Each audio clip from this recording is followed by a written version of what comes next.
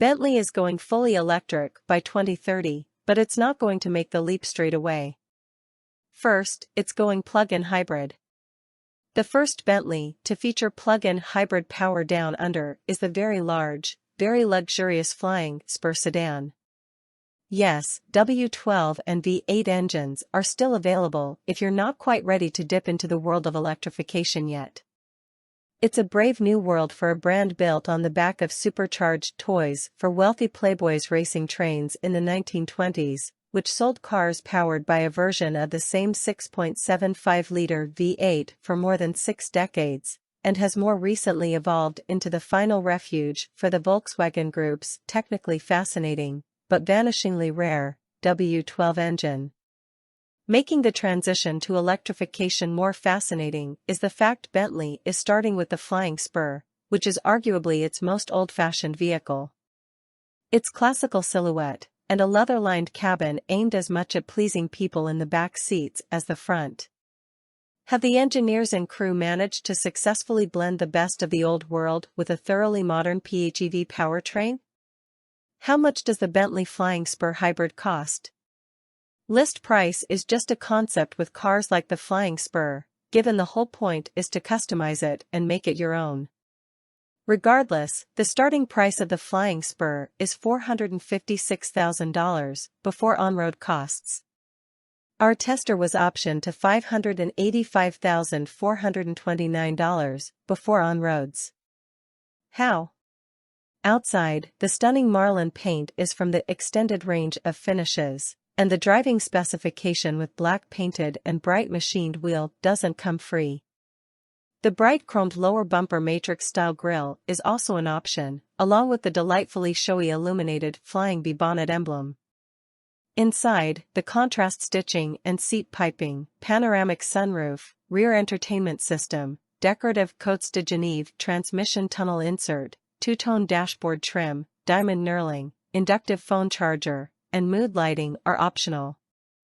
You could spend hours on the Bentley configurator making the Flying Spur look how you like. Turns out my dream specification isn't far from what we drove. What is the Bentley Flying Spur Hybrid like on the inside? The feeling of the leather, the look of the walnut dashboard trim, and the cold knurled organ stop vent stoppers are all standout Bentley touch points, but it's the smell of the Flying Spur that stands out most. It just smells expensive. Everything you touch feels high quality. The supple leather trim doesn't just cover the seats, it covers the doors, and the pillars, and the sides of the transmission tunnel. It even extends over the sun visors, and the damped grab handles above the windows.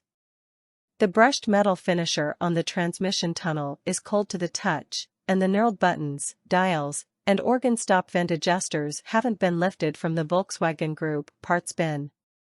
The only plastic we could find was on the steering wheel. Even the indicators are finished with a metal effect cap to match the wider cabin. Gloss black is one of our pet peeves, but the two-tone trim that combines black with your choice of wood is also a modern take on a classic element of interior design. Don't get me started on the knurled, metal-trimmed paddle shifters. So often they're the touch point that undermines the feeling of quality in a high-end cabin, but not here. As you'd expect, the driving position is perfect. The powered seats feature massaging, heating, and cooling, and have the right blend of bolstering and support to make long drives melt away. The view over the bonnet, complete with its central chrome strip that slopes down to meet the top of the retractable Flying Bee emblem, is unlike anything else in motoring. The most noticeable link between the Flying Spur and the Porsche Panamera with which it shares a platform is the infotainment system, which is essentially a reskin take on the PCM system offered across the Porsche range. It's easy enough to customize, and responds quickly to inputs. The fact you can have your major functions, including the raise suspension button, alongside your navigation and your media, is a win. Also a win is the fact the climate controls are physical buttons on the transmission tunnel, and you don't need to go swiping through menus to close the rear blinds, or activate the parking cameras when it's time to thread this bulky beast into a narrow car park. The only real nods to the Flying Spur's electrified drivetrain are the EV mode button and the revised digital dials in front of the driver. Speaking of which, although the graphics on the digital cockpit are a nice nod to the past, we'd love for Bentley to stick with jewel-like analog dials to match the clock on the dashboard. Arguably more lavish than the front seats are the rear pews. Although it features a 3-seat bench, the huge driveline hump and scalloped outboard seats make the middle seat one for emergencies only. Those outboard seats are power adjustable, massaging, and heated. There's acres of legroom, but headroom back there is hurt by the panoramic sunroof on our tester. If you're planning to carry fully grown passengers regularly, we'd recommend skipping the powered roof to free up more space. Passengers are able to stream entertainment from a phone or tablet to the screens, so there's no excuse for subpar in-flight entertainment. We can't speak for the Bentley meal service, of course. Although the stunning two-tone dashboard and door finishers from the front haven't made it down back, the rear seats are every bit as well finished as the fronts. The doors feature the same soft trim and diamond pattern as the front, and all the materials feel properly expensive. Boot space has suffered in the transition from petrol-only to PHEV power. The Flying Spur Hybrid packs 351 liters of boot space, down on the 420L on offer in the V8 and W12. Although this isn't designed to be a school-run car, you'll notice it's harder to fit bulky items back there because of the lithium-ion battery under the floor.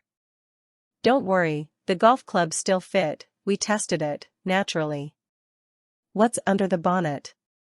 Under the skin, the Flying Spur rides on a version of the MSB platform underpinning the Porsche Panamera. Its plug-in hybrid powertrain blends a 2.9-liter twin-turbocharged petrol V6 engine with an electric motor, for combined system outputs of 400 kilowatts and 750 Nm.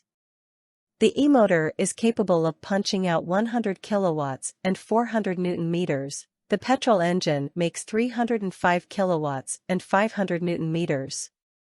Those numbers don't combine to create the quoted combined maximum, as the electric motor and petrol engine don't make their peak outputs at the same time.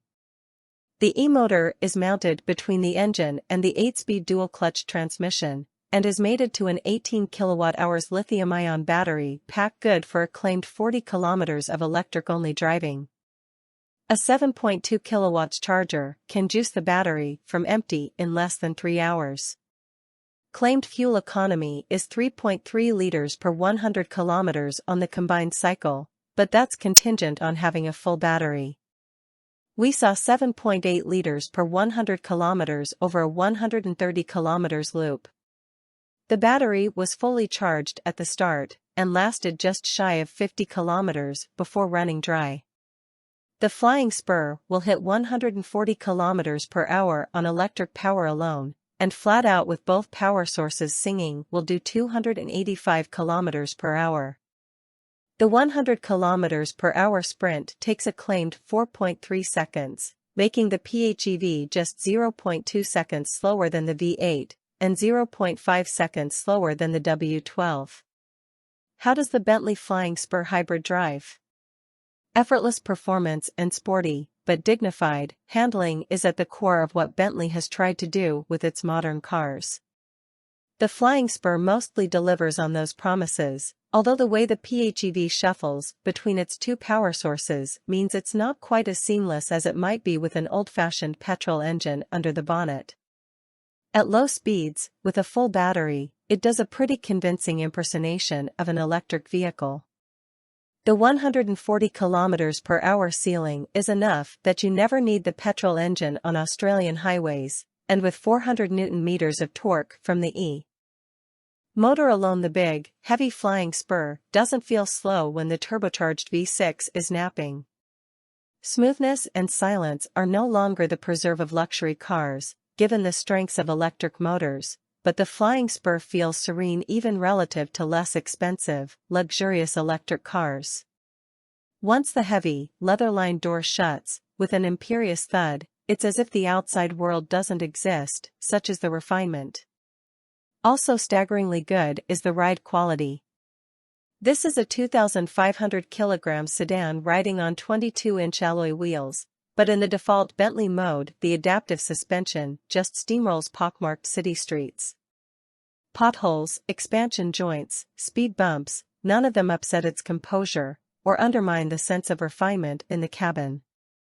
3-chamber air springs combine with a continuously adaptive damping system, which features 4 ride height sensors to constantly adjust the suspension stiffness in response to road conditions. Those air springs can hold up to 60% more air than before. This is a massive car.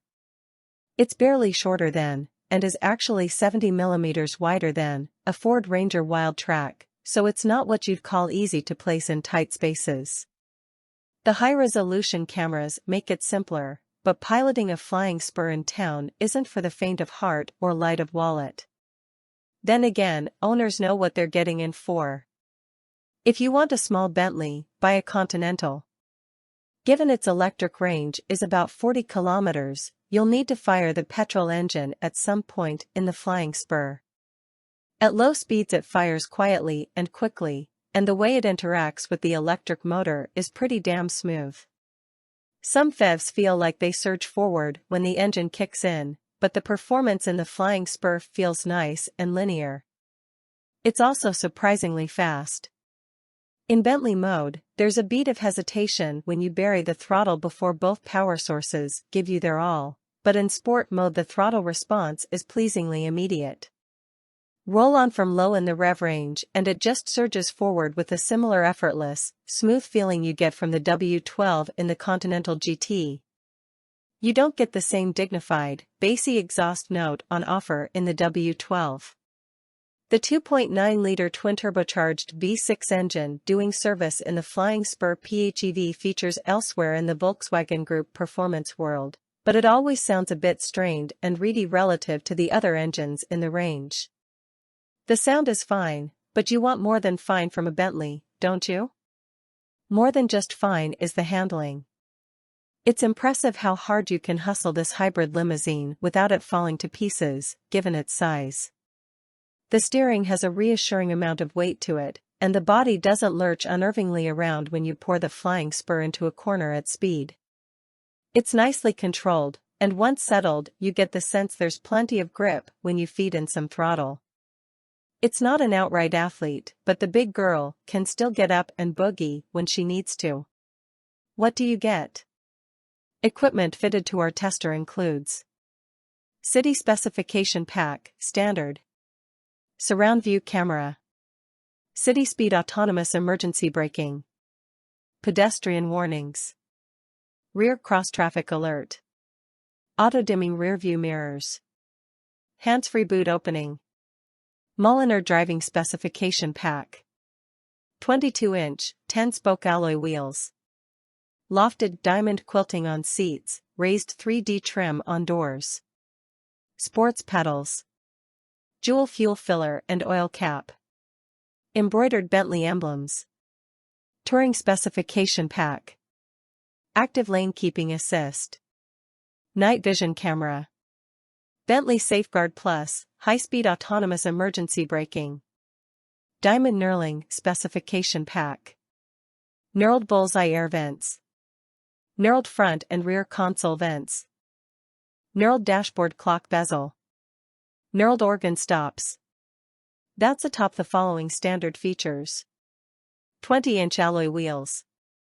Bi-LED auto-leveling adaptive LED headlights. LED tail lights. LED daytime running lights. Powered tailgate. Front and rear parking sensors. Keyless entry and start. Leather-trimmed, heated front seats with power adjustment. Dual-zone climate control. Wired Apple CarPlay. 12.3-inch infotainment screen. 12.3-inch driver display. Automatic windscreen wipers. Power closing doors. Is the Bentley Flying Spur Hybrid safe? Don't expect to see the Flying Spur crash tested anytime soon. Cars with steep prices and low volumes rarely are. Standard safety equipment includes front, side, and curtain airbags. autonomous emergency braking, blind spot monitoring, surround view camera, front and rear parking sensors, adaptive LED headlights. How much does the Bentley Flying Spur Hybrid cost to run? The Bentley Flying Spur is backed by a 3-year, unlimited kilometer warranty. Maintenance is required every 12 months or 16,000 kilometers, and 5 years of maintenance is included with the price of purchase. Car experts take on the Bentley Flying Spur Hybrid. The Flying Spur Hybrid is a solid first step into the world of electrification for Bentley in Australia. It builds on the strengths of the wider range with a sumptuous interior, impressive ride quality, peerless refinement, and better performance than you'd expect of such a big beast. The hybrid system shows the polish you'd expect from a Volkswagen Group product, and has been tuned to deliver a Bentley-ish feeling when you're cracking on. It feels exactly how you'd expect a Bentley plug-in hybrid to feel. That's not to say it's perfect. The electric range is solid but not standout, and Bentley has work to do on making the smaller petrol engine in the PHEV feel special like the V8 and W12 options that have underpinned the brand's modern era. The road there won't be perfectly smooth, but there's still plenty to look forward to as Bentley bids internal combustion farewell.